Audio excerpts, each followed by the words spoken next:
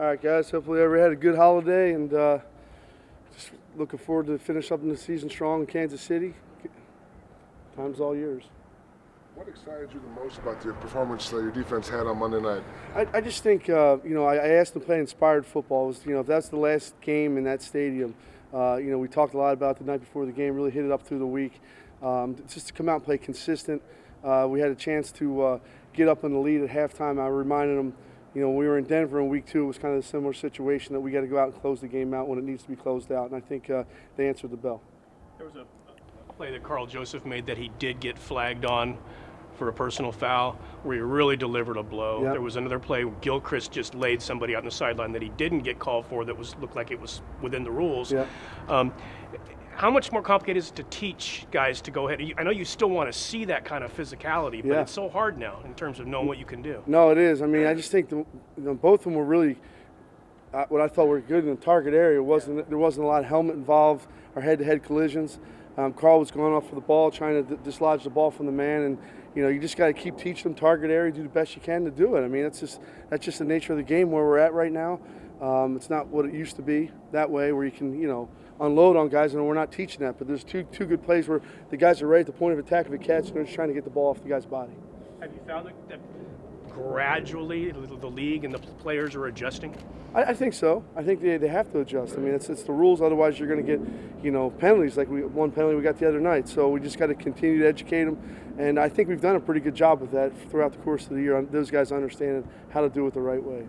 How do you feel Nick Nelson did on the outside with a couple injuries there? He did good. I mean, we had both starting corners out, and Nick is playing a lot in the slot for us, and having him go outside, and Ben Wickery played some out there. It was. We were a little bit short out on corners, so I think those guys, all of them, really did a good job for us. Arden Key made a couple of nice plays where he didn't really get statistical credit for what he did, but he clearly is disrupting some more things than he was before. And is he a guy that could do a quantum leap next year in terms of getting the sacks and the plays? I think so. I think Arden, I mean, he should have about 8 sacks right now if he can just get the guy to the ground. He's got his hands on the guy. He happens to fall off. The one in Pittsburgh where we thought was a fumble. So he's had plenty of opportunities, and I think he's understanding what it's like in there. He's getting chipped some, he's getting the protection slid to him some. So, and we're using just about everybody we could in the pass rush. We used Wilbur out there. I had some DBs ready to go in case those guys are ready. And that type of a 2-score game, put some fast guys out on the edge and let them rush. But Arden's been doing a tremendous job, and to his credit, we drafted Arden as a nickel rusher to go in there on 3rd down, and he's played 1st, 2nd, and 3rd down. And he's lasted through the season doing it. So it not only was it a great educational year for him, now he understands what it's like in there every down.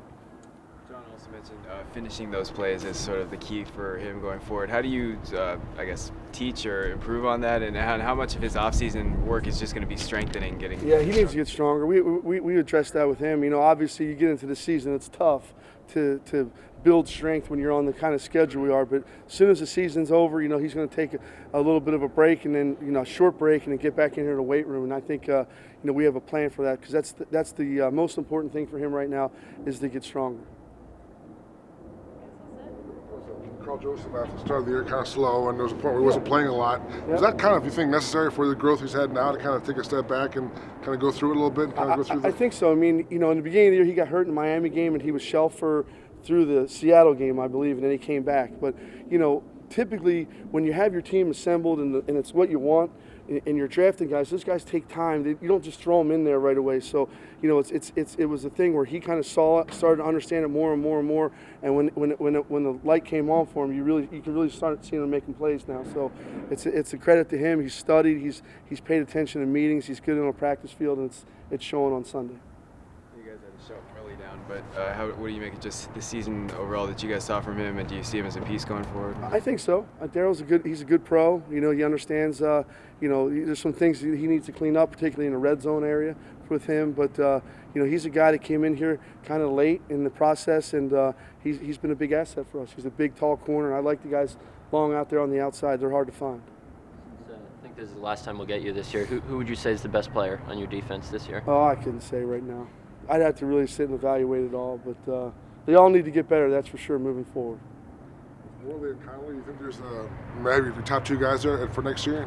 Sure. I mean, like I said, we've all, I don't say we, where I've come from, we've always drafted corners and rushers. That's the most important thing in the draft. It's the most important thing in the game right now, and kind of fill the pieces in otherwise. But, obviously if there's some good players there, we get through the draft that, we need as many good players, regardless of the position, we can get on the defensive side of the ball.